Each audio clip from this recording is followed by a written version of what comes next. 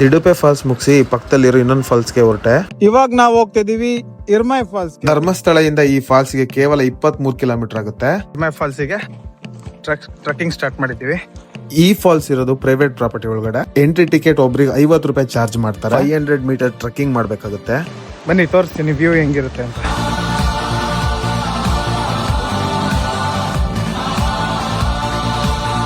ಧರ್ಮಸ್ಥಳ ಕಡೆ ಯಾರು trip plan ಮಾಡ್ತಿದ್ದೀರಾ, ಈ ವಿಡಿಯೋನ ಸೇವ್ ಮಾಡ್ಕೊಳ್ಳಿ, ನಿಮ್ ಫ್ಯಾಮಿಲಿ ಫ್ರೆಂಡ್ಗೆ ಶೇರ್ ಮಾಡಿ. ಇದೇ ತರದ ಫಾಲ್ಸ್ ಕಂಟೆಂಟ್ ಗಳಿಗಾಗಿ ನನ್ನ ಪೇಜ್ ನ ಫಾಲೋ ಮಾಡ್ಕೊಳ್ಳಿ. ಜೈ ಹಿಂದ್, ಜೈ ಕರ್ನಾಟಕ ಮಾತು.